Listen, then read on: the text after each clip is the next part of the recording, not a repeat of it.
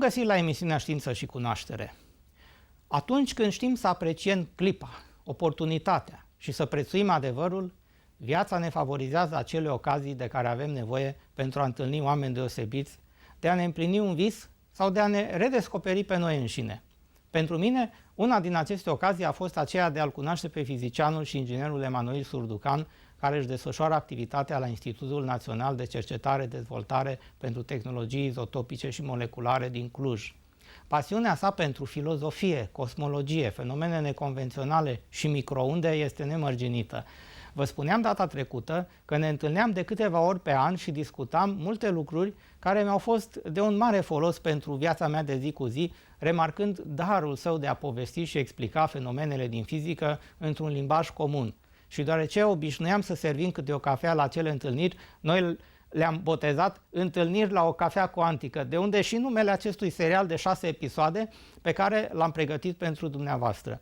Discuțiile noastre au avut rolul de a reactualiza și completa interviul filmat în luna august 2013 cu cercetătorul Max Tegmark de la Institutul de Tehnologie din Massachusetts, care a venit câteva zile la Cluj. O să vă reamintesc faptul că Max Tegmark a studiat la Institutul Regal de Tehnologie din Stockholm, iar mai târziu a primit titlul de doctor de la Universitatea din California, Berkeley. A lucrat la Universitatea din Pennsylvania, după care a fost numit profesor la Institutul de Tehnologie din Massachusetts.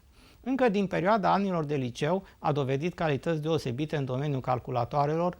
Max a conceput și comercializat un procesor de text, al cărui program a fost scris în cod mașină pentru calculatorul suedez de 8 biți ABC80. Cercetările sale ulterioare s-au concentrat asupra cosmologiei, combinând munca teoretică cu noi măsurători pentru a amplasa constrângeri pe modele cosmologice. În episodul de azi vom vorbi despre teoria inflației Universului, materia întunecată și energia întunecată.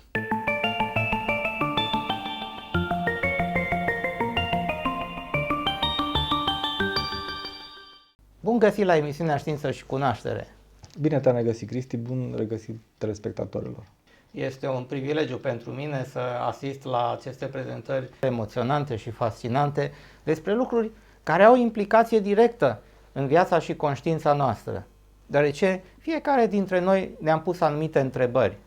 Am privit deseori cerul înstelat și ne-am întrebat cum au apărut toate acestea. Și deja începem să avem răspunsuri. Înțelegerea Universului a determinat foarte mult efort din partea speciei umane. Ne gândim că la început era foarte greu să înțelegem ce este mișcarea, ce este cu luna care se mișcă pe cer, ce este cu soarele care se mișcă pe cer. Din perspectiva observatorului din istorie de pe Pământ, Pământul era plat ca o tipsie, luna și soarele se mișcau pe cer și asta era părerea care părea de nezdruncinat, așa trebuia să fie. S-a întâmplat ceva foarte interesant. Odată cu privirea cerului, cu studiul Universului, între 1600 și 1700, din această observație s-a tras concluzia că ceva nu este în regulă. Și încercând să înțeleagă de ce trebuie să-și schimbe poziția când privesc cerul, au tras concluzia că ar putea fi o singură explicație. Pământul ar trebui să fie rotund și, de fapt, noi să ne mișcăm în jurul soarelui. Erau câțiva inițiați care preveau așa lucrurile. Această perioadă a secolelor 16-17 a reprezentat o revoluție în gândire, pentru că s-au întâmplat foarte multe lucruri interesante. Este perioada de timp în care Newton și-a definit legile mecanicii. Este perioada în care s-a măsurat pentru prima dată viteza luminii cu o precizie foarte bună, foarte apropiată de valoarea care o știm astăzi. A fost prima dată când observațiile astronomice făcute pe cerul nopții au condus la ideea că noi nu suntem în centrul Universului. Și toate astea împreună au creat un fel de emulație de gândire. Poți să fii sigur că la finalul secolului XVII nu toată lumea știa lucrurile astea. Erau doar câțiva care acceptau și înțelegeau ceea ce se întâmplă. Pe lângă faptul că biserica interzicea cu desăvârșirea... Te putea costa viața să spui că Pământul nu este în centrul Universului și că este rotund și așa cum s-a întâmplat cu Giordano Bruno sau cum s-a întâmplat cu Galilei, care a trebuit să retragă ca să scape cu viață afirmațiile făcute. Din punct de vedere științific, ce mi s-a părut interesant în perioada asta, că a apărut pe scenă sistemul de referință. De ce? Problema se punea, dacă eu de la nivelul Pământului văd Luna și Soarele mișcându-se pe cer, iar observațiile astronomice pe care le fac spun că de fapt nu este așa, cum pot să potrivesc cele două date? Cum pot să potrivesc cele două observații care să reprezinte același lucru? Cel care a făcut lucrul ăsta cu foarte mare maestrie a fost Isaac Newton. El și-a imaginat că dacă asociezi fiecărui observator un sistem de referință și stabilezi niște legi de conversie între ceea ce vede unul și ceea ce vede celălalt, rezultatul va fi că voi putea descrie cu o singură ecuație mișcarea pe care o observ. Iar pentru asta avea nevoie de sistemul de referință. Iar el și-a introdus acest sistem de referință imobil, ca o scenă. L-a gândit ca o scenă. Nu i-a spus spațiu încă. Deși, pentru că era vorba de legile mișcării și în legile mișcării, evident, atunci când un obiect se mișcă în timp, el parcurge un spațiu. Automat, noțiunea de spațiu s-a legat de existența sistemului de referință. Noi am filmat în vara anului trecut, mai precis în luna august, un interviu cu profesorul Max Tegmark, care a venit într-o scurtă vizită la Cluj și, așa cum obișnuim să facem de fiecare dată, pentru a contura bazele discuțiilor pe care le vom purta în continuare, o să oferim mai întâi telespectatorilor câte un fragment din acea serie de interviuri, după care noi vom face completările ulterioare. So Alan Guth had this very radical idea where you have to make one very strange assumption. You have to assume that there is a kind of stuff which does not dilute when you expand it. And what I mean by that is if you take, for example, if you take ordinary stuff like air and you expand it to twice the volume, the density gets lower because the total number of atoms is the same. The total number of kilograms must stay the same. But he said, suppose there is another kind of matter which will not dilute much. So I take 1 kilo, I expand it, now I have 2 kilos because the density stays the same. That sounds very strange, but if you assume that, then you can calculate using Einstein's equations that in fact what it will keep doing is it will keep doubling its size, doubling and doubling and doubling and doubling and doubling. And if you keep doubling a number over and over, very quickly you get something enormous. You get 1, 2, 4, 8, 16, 32, and soon it gets very big. And in fact, this stuff in the inflation theory, it kept doubling its size extremely fast. So after a tiny, tiny fraction of a second, it had already created something which had more mass than our entire universe in it, and it was flying apart very, very fast. So what's interesting about this is if you start with a tiny amount of this stuff, much smaller than a single atom, it can explain what put the bang into our Big Bang, why there was this explosion, and why you got all this stuff.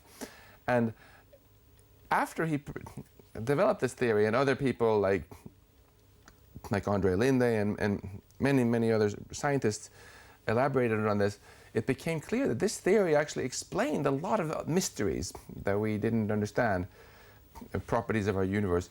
And it also gave a beautiful explanation for why there are actually these patterns, why it's a little bit hotter in some places in the early universe than others. And the Planck satellite that just gave us these new measurements has beautifully confirmed this inflation theory.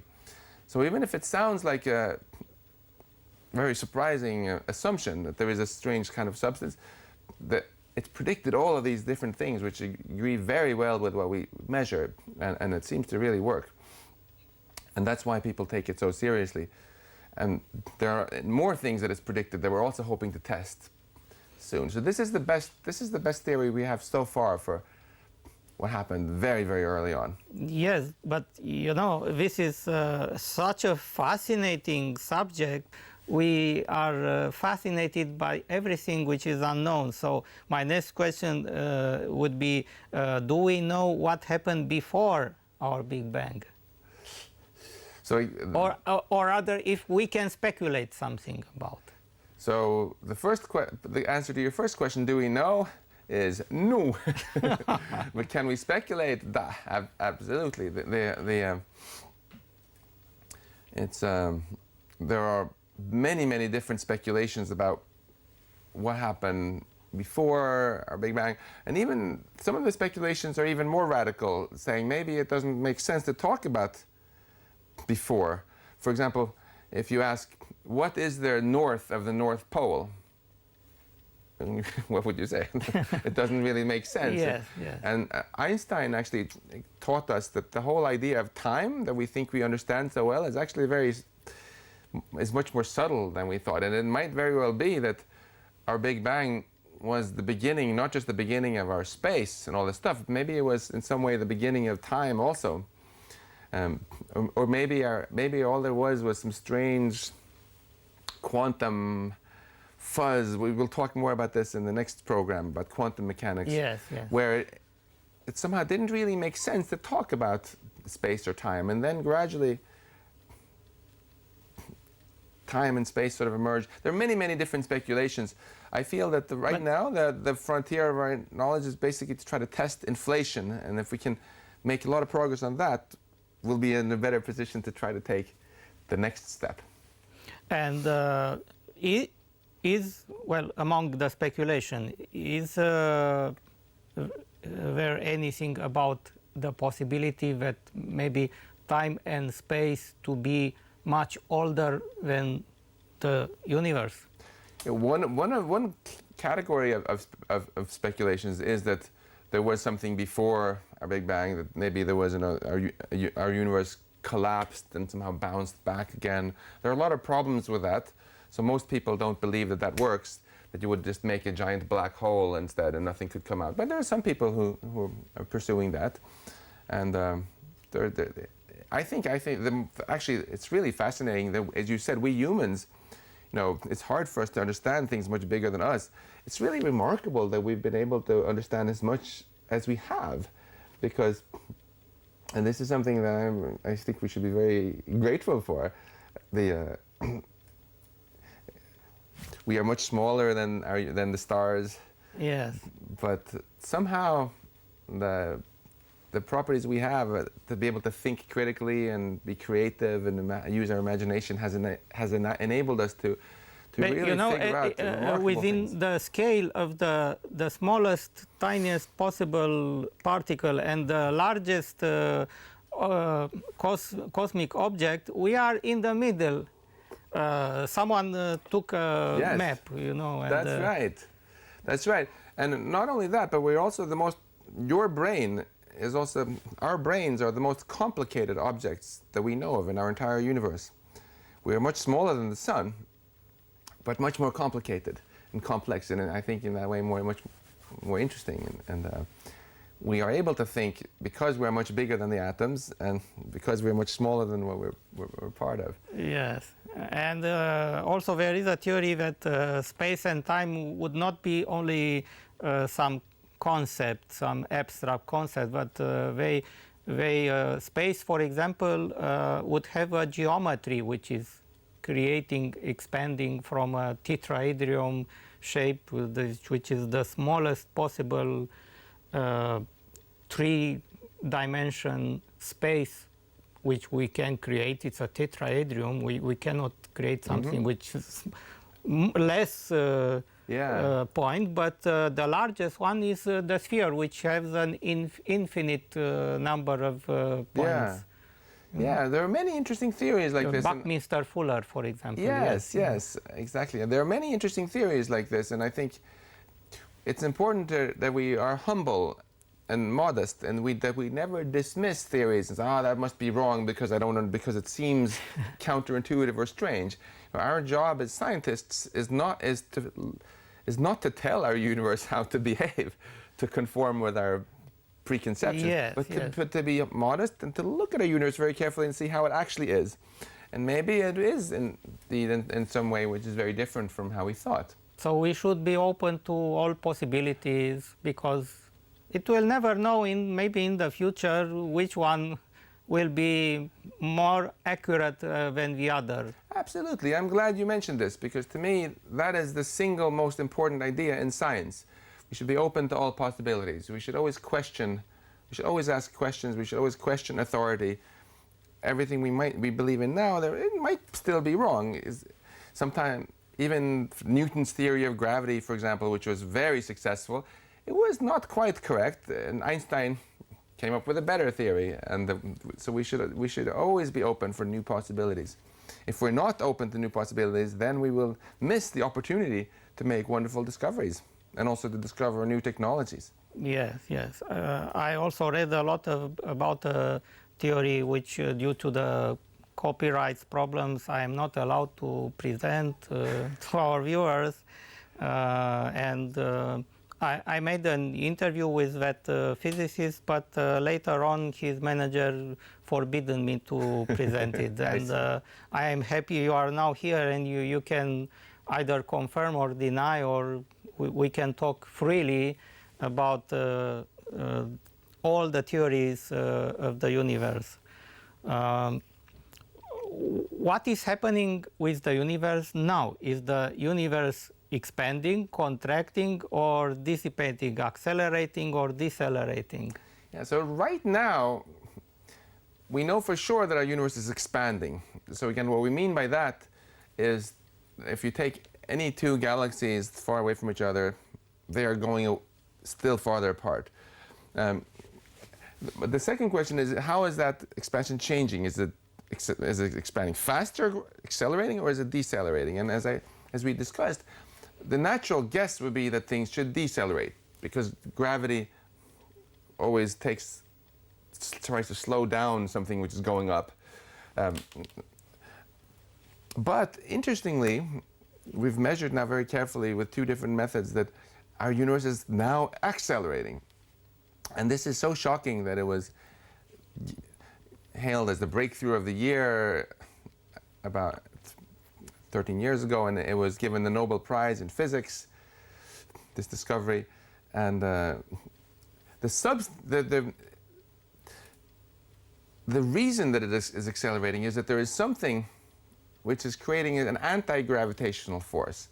So again, normal gravity, if you throw something up, will make the thing gradually move up slower and slower until it stops. So if something is falling upward faster and faster, there must be something which is instead pushing instead of pulling. Yes. And that's something, we don't know what it is, but we've made up a name for it. We call it dark energy. And incredibly, it makes up about it makes up about 70% of all the stuff in our universe. Most of the stuff out there is actually not atoms, the kind of material that you and I are made of, and not even dark matter either, which we can talk more about. But it's this strange dark energy. And we don't know what it is, but we really want to know what it is, because this dark energy is what's going to determine ultimately the future of our universe. And another interesting thing about dark energy is it's made people believe more seriously in inflation that we just talked about. Because before you could say, well, yeah, it's a nice theory, it predicts nice things, but surely there cannot be a substance which has this property that it won't dilute, that you take 1 kilogram and it expands into 2 kilograms. That's ridiculous. But dark energy is exactly like that. And we know dark energy exists. That's what the Nobel Prize was for. So if this kind of stuff can exist now, it's actually not so crazy to think that it could have existed also in our early universe and caused the inflation. But is that somehow part of someone calculated the density of the vacuum and obtain such a huge density that it is almost unbelievable? The entire mass of the normal matter of the universe is, if we could contract it, it would be comprised into a centimeter cube of... Yeah, so it's very mysterious what this stuff is, and if you make the simplest calculation you can as to what should the density of dark energy be, or the density of I should say that dark energy is not like water or salt or some ordinary substance that you can have, because I have water here, but there's no water there. You can have a clump of ordinary matter, but dark energy is not like that. Dark energy has the same density everywhere in space. It's completely uniform. So it's as if it's a property of space itself, that the empty vacuum has a density. And when you make the simplest possible calculations of how dense the vacuum should be, you get crazy big numbers. Yeah. So for a long time people said, those calculations have to be wrong. The true answer is probably 0. But now we've measured it, and the answer is not 0. In fact, 3/4, or 70% of the stuff is dark energy.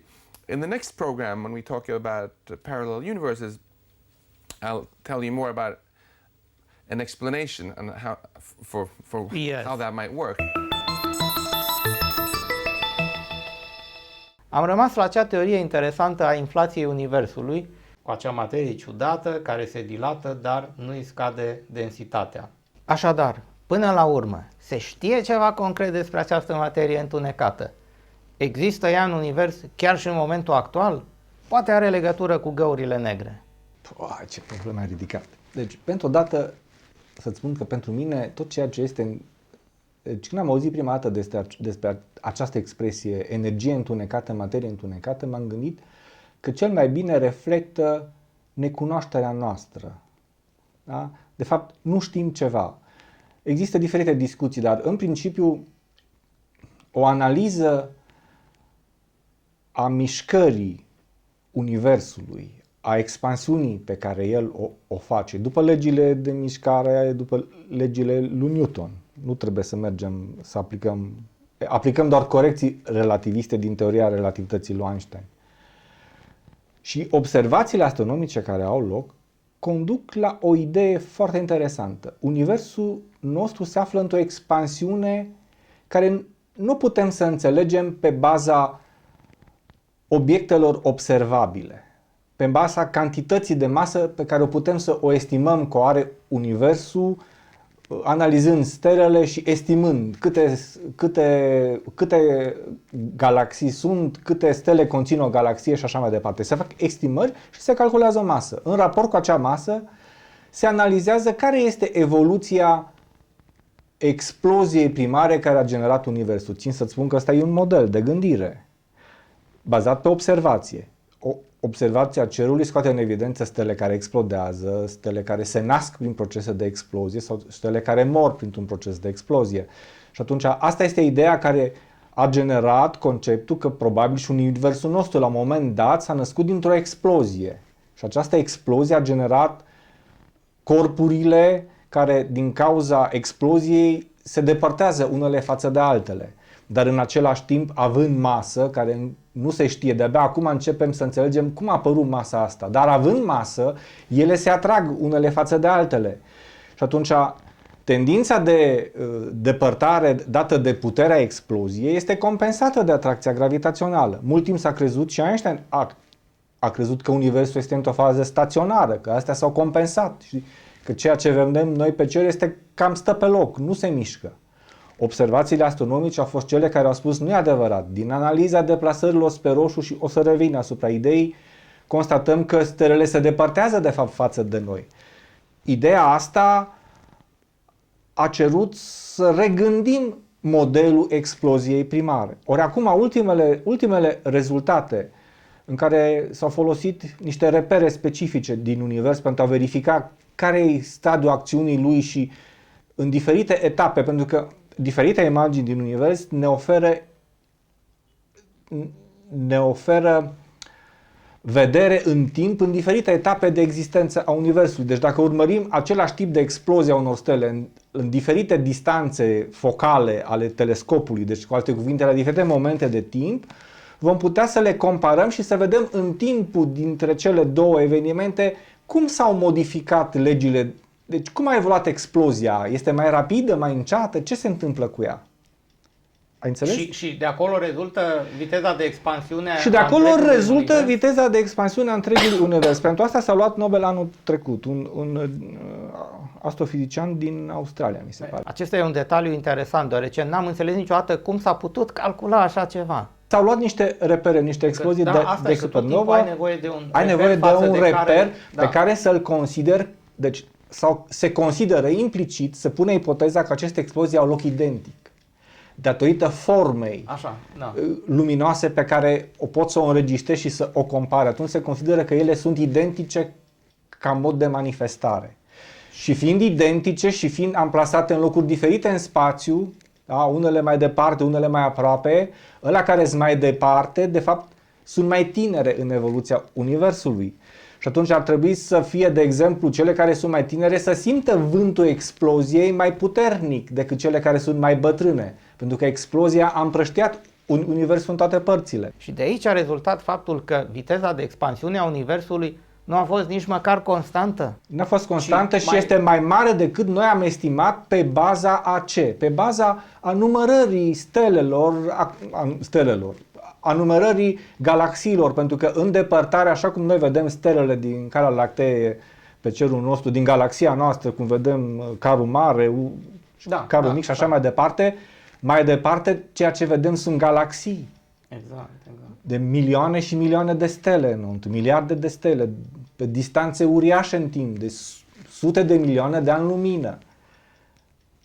Deci, este de neimaginat. Deci, mintea noastră nu poate să își imagineze vastitatea Universului. Ei, în acest univers vast, noi încercăm să înțelegem ce se întâmplă.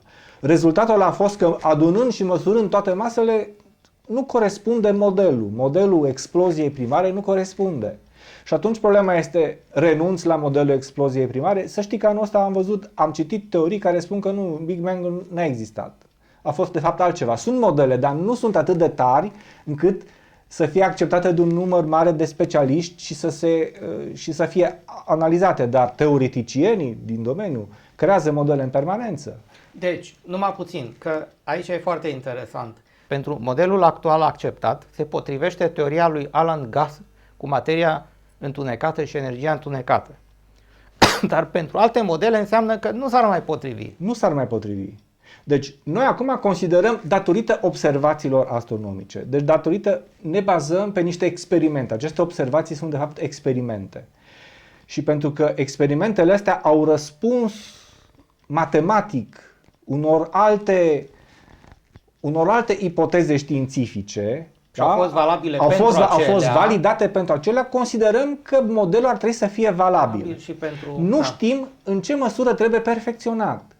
Și atunci, existența acestei lipse în a explica modelul, care este discutată ca materie neagră sau energie neagră, acum, mie îmi place să le unesc și să zic despre ele că este vorba de energie, dark energy.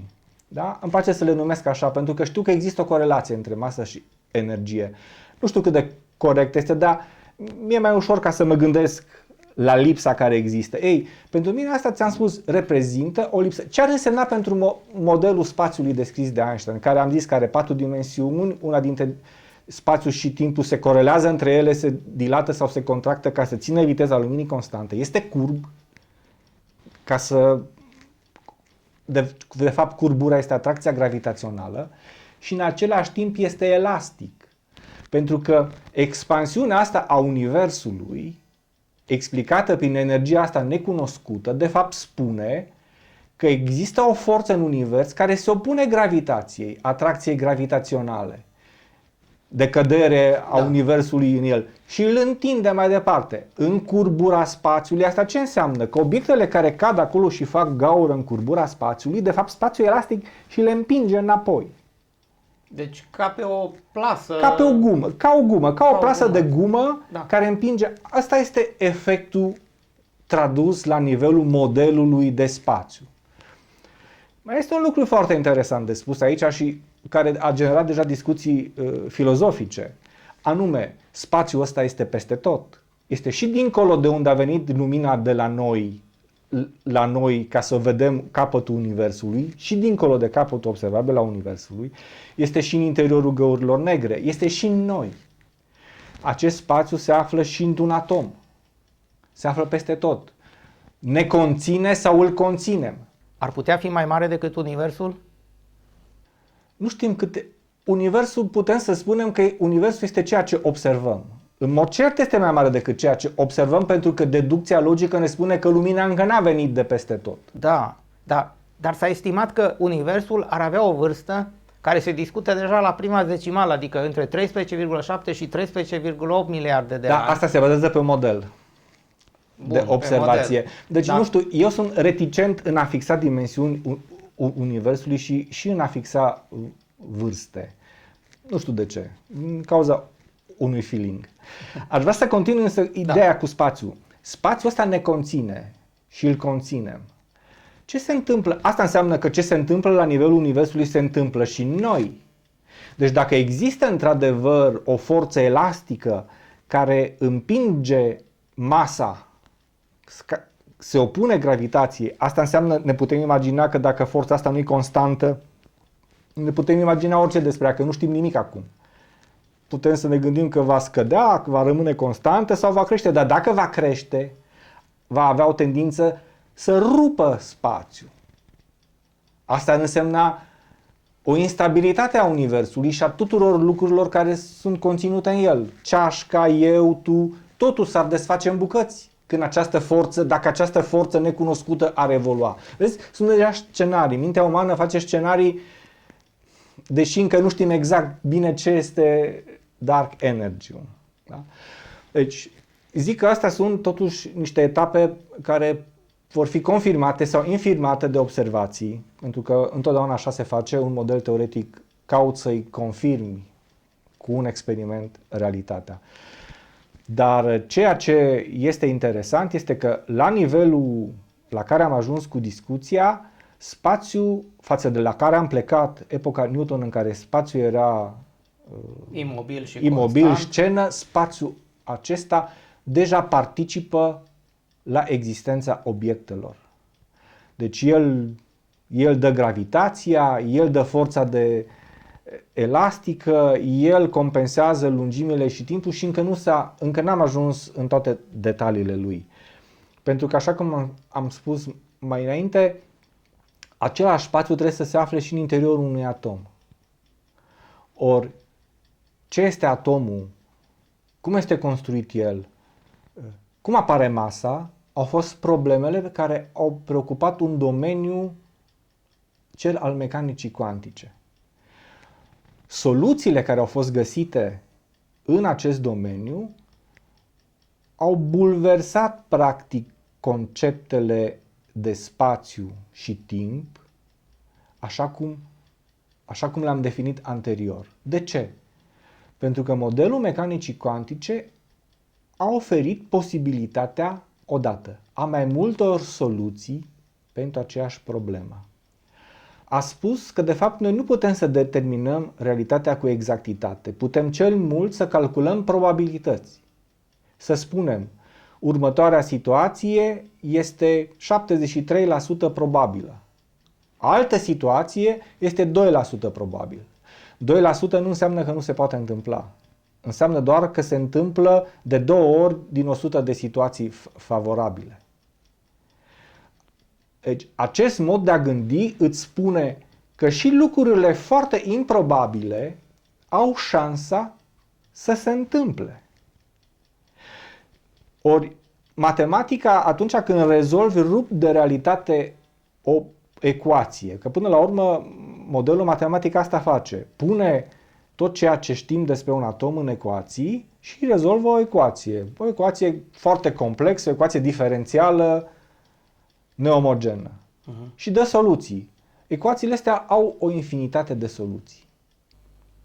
Și vom mai reveni asupra acestor lucruri foarte interesante, dar în continuare aș propune să mai revedem un fragment din interviul cu profesorul Max Tegmark legat de materia întunecată.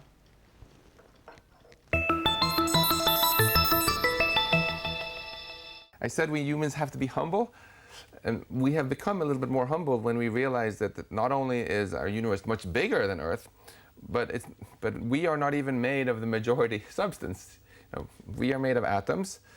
Everything we see is made out of the same kind of particles, but we are only 5%.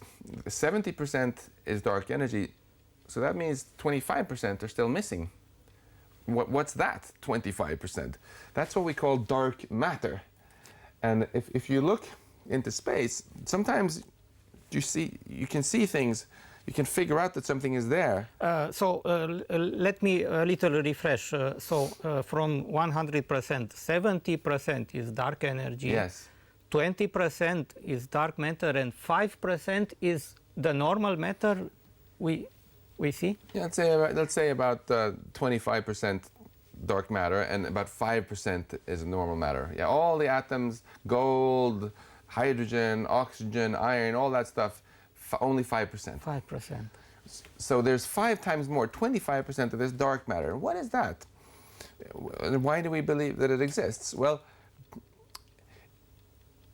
if you look at for example, the sun, and you see that Earth is going around the sun, you can figure out how heavy the sun is, because we know that the reason Earth is not going in a straight line but in a circle is because the sun is pulling on Earth. So that gives us a way of figuring out how many kilograms are in the sun. And similarly, you can figure out how many kilograms are in the Milky Way galaxy. Vera Rubin in the 1960s, she decided to weigh our galaxy by looking at stars that were orbiting around our Milky Way. She looked at how fast they were going and at what radius. And she realized that actually the Milky Way weighs much more than the stars in the Milky Way. So there's more stuff in our galaxy which we actually cannot see. It's not stars, it's not gas. What is it? And now we've convinced ourselves that this other stuff is not made of atoms at all. We call it dark matter. And we don't know what that is either. It's another big mystery. Yes, but most people think that the dark matter is maybe some kind of new particle that we haven't been able to detect yet in our laboratories. There are particles that are very shy. For example, there's a kind of particle called the neutrino, which we have detected now. They're so shy that if a neutrino comes and it hits my hand, it goes right through and out on the other side.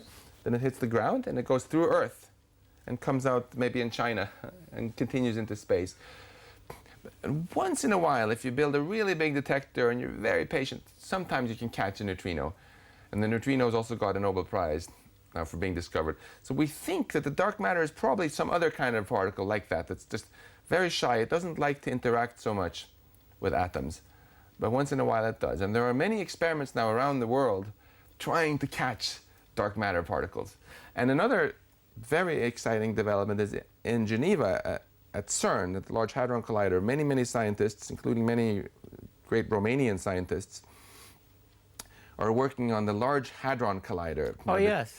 This machine which collides particles near the speed of light and smashes them together to see what comes out. And the institute is right here nearby the studio. They have a contract with CERN in Geneva, and I interviewed the specialist over there. It's very Wonderful. nice. And I saw them when I came in here also. And what they're doing is it's possible. It might be possible at CERN to actually produce dark matter, because it might be that in some of these collisions, dark matter particles might come flying out, and that would also be a sensation, because then we would, which would certainly give the Nobel Prize, if we discover the particle that makes, or particles that make up the missing 25%. So this is one of the biggest challenges right now in physics, to try to figure out what is the dark matter. Some people try to catch it, some people try to produce it. But regarding this expanding the universe, if it is accelerating,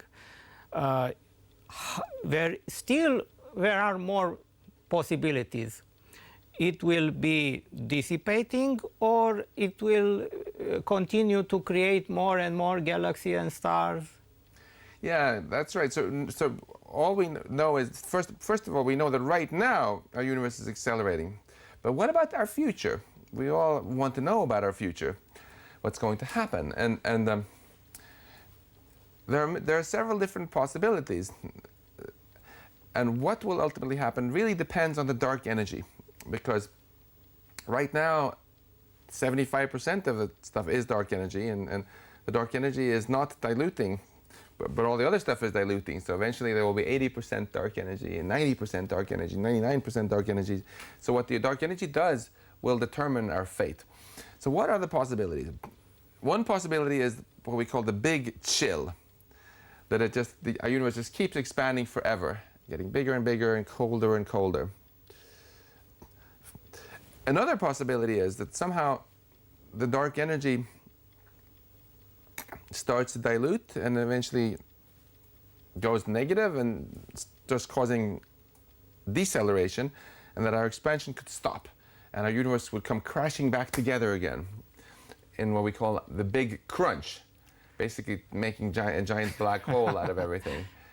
And a third possibility is that the dark energy instead goes really crazy and starts accelerating things faster and faster and faster, creating what we call the big rip, when the expansion becomes so fast that just everything gets torn apart a finite time into the future. And then yet another possibility, you see, cosmologists have a lot of imagination for coming up with bad things that can happen, is that that you could have what we could death bubbles. Yes. That maybe somehow space itself is unstable somehow. Like for example, if you take water and you leave it in a bottle of water, you leave it in your car in Cluj in the winter when it's freezing, if you don't touch the water, it can become super cooled. It can stay liquid even though it's below zero. But then when you touch it, all of a sudden, poof, it all freezes all at once. Some people think maybe our space is like that our space could somehow freeze into a different kind of space. So it can have weird properties just like water, maybe. Which some scientists also discovered that if the water is cooled suddenly at minus 80, 100 below zero, it creates something totally different. And if this were to happen, if this is possible and were to happen in our space, then you would get like a bubble of destruction. Yes, because but, space would start changing. We have time only for one question in I this should just program. say people shouldn't worry so much about this. I don't want to scare our viewers too much. The most likely scenario is probably the universe is just going to keep expanding for a very, very long time. Yes. So we should worry more about the stupid things we humans sometimes do to our planet. The final question for this part, what does studying the universe tell us about life and our significance in this vast space and time? That's a wonderful question, and I have to confess to you that I have changed my mind about this, because the more I learned about our universe, the more I learned about how big our universe was, the smaller I felt and the more insignificant I felt. But then something happened which completely changed my perspective. We live in a universe which is very, very large. So far, we have never found life on any other planets, and this is also a very exciting topic. You can make it. You probably have other programs about, but it's actually it is a possibility that we are alone in our universe. That there is no. It might be possible that there is no other life in here, anywhere in our universe, as advanced as us, able to build telescopes, for example. So let's imagine, just for a moment, if that is true, what does that mean about how we should feel? It means that we should feel very significant. If we look at the galaxies with our telescopes and we say, wow, this spiral galaxy is so beautiful. Why is it beautiful? Because we see the galaxy. In this sense, it's not that our universe is giving meaning to us, but we are giving meaning to our universe. And if we would not be alone? If we would not be alone, well, then there are very embarrassing questions we have to answer, like why haven't we seen any any life yet, and why haven't they already colonized us? We know that there are planets in our galaxy which are billions of years older than Earth. And we also know that it's, according to physics, not that it's certainly possible for life to travel between planets and colonize. So we don't know whether we're alone or not, but I think it is possible that we are alone, which means that, in a way, the fact that here on this planet, atoms, we have become aware of ourselves and gotten consciousness and built telescopes and started to appreciate the beauty of our universe. In this case, that's maybe the most significant thing which has ever happened in the entire history of our universe. So we might be small, but very significant. And if you look to the future, right, then space travel is certainly possible. And if we humans don't mess up, it's quite possible that in the distant future, life will spread from this planet, and our whole universe will one day be teeming with life, right? And it would all have started then on Earth. I think we have to be very careful with humans, because I think this time that we live in is very unstable. I think we cannot just keep messing around with nuclear weapons and all the other technology we have like this for hundreds of years without either something very bad happening, which might even end life here, or us really getting our act together and creating a more stable and harmonious society. And when will this all be decided? Maybe in our lifetime. So I think that not only should we not feel insignificant, but what we and what our viewers here and what the young children in Romania who can go out and study science and so on and change and affect the world, what they do in their lifetime is probably the most significant thing to ever happen anywhere in space and any time in the history of our universe. Foarte interesantă metafora din finalul acestui fragment și o repet. Nu universul ne dă nouă un sens, ci noi dăm o însemnătate universului. Și asta mi-aduce aminte de o alta asemănătoare, și anume, universul s-a născut pentru ca să existe observatori. Care din ele ar fi mai aproape de adevăr? Mecanica cuantică, mă refer la mecanica cuantică, a fost primul model, în opinia mea, primul model științific care a pus în discuție observatorul și importanța lui în urmărirea unui fenomen.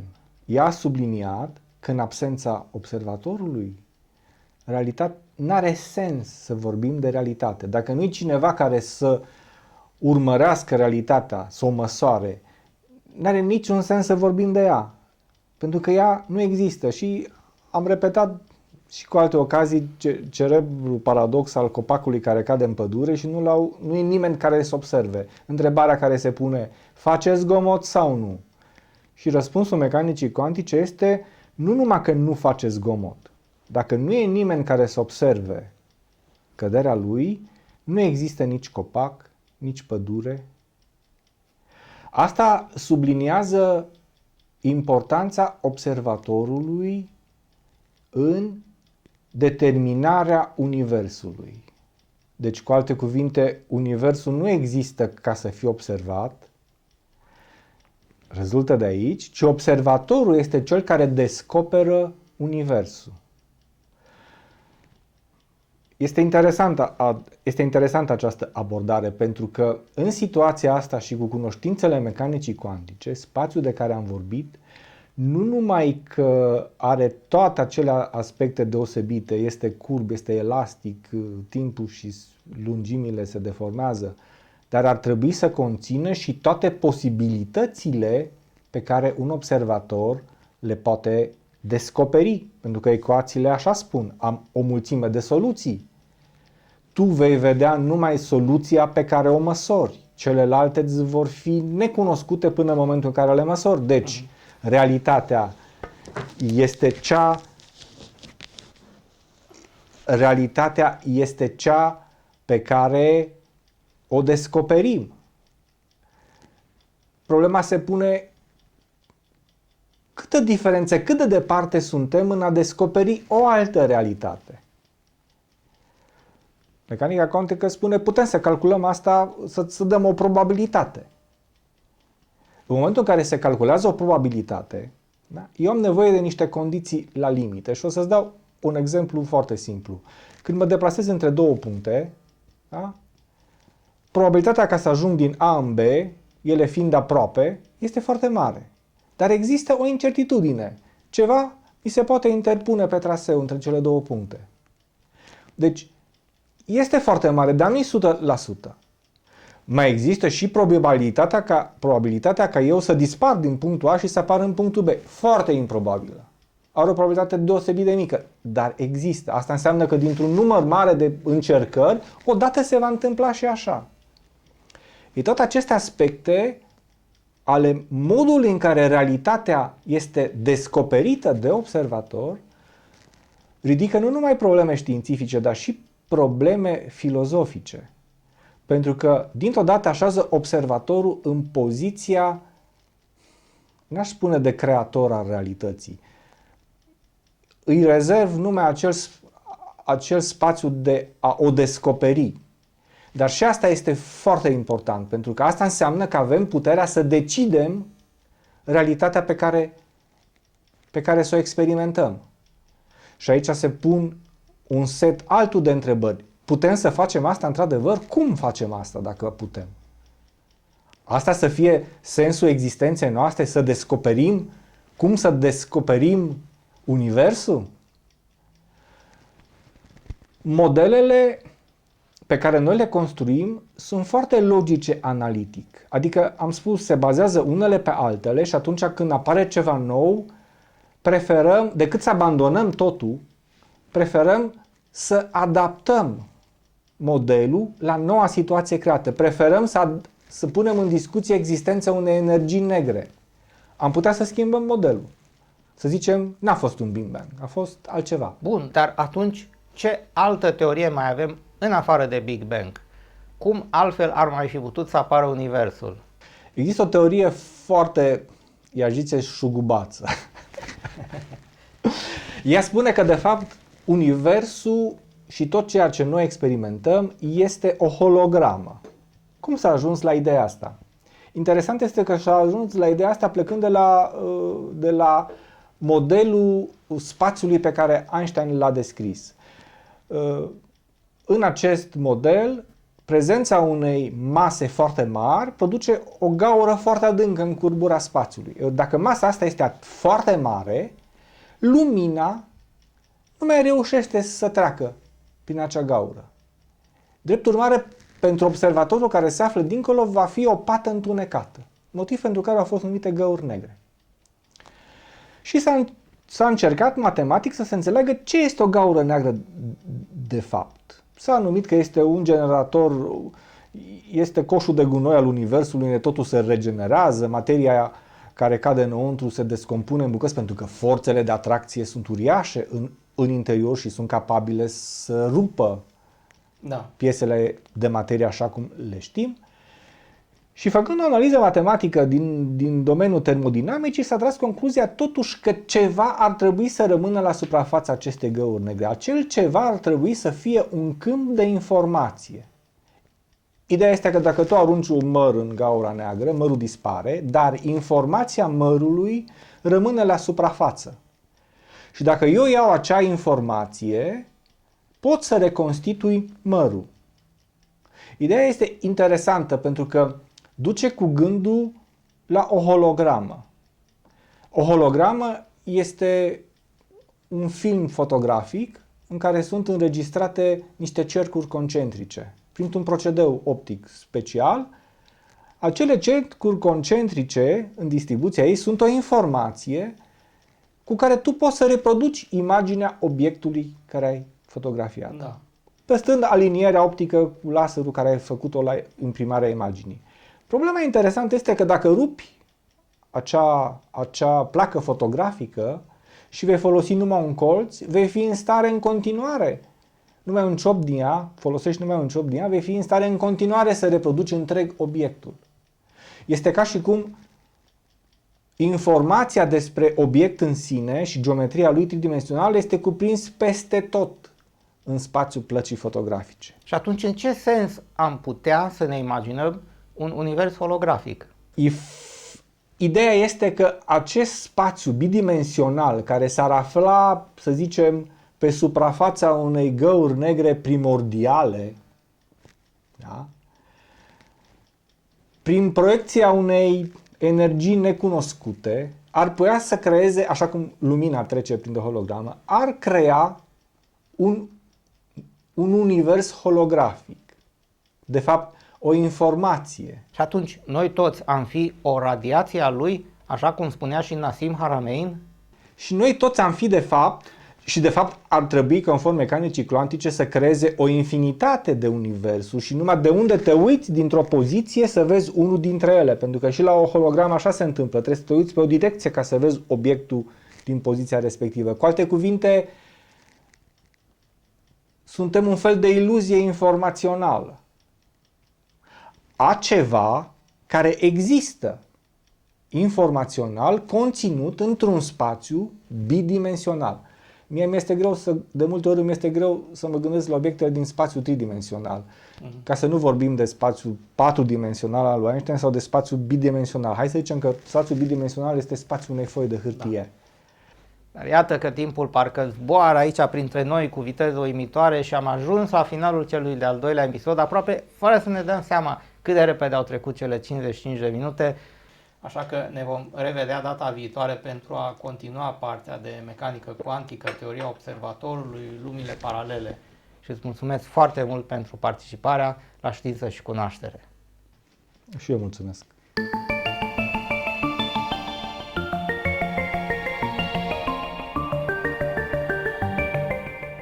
Acesta a fost al doilea episod din serialul numit Întâlnire la o cafea cuantică, având tema de la cosmologie la biologie și conștiință.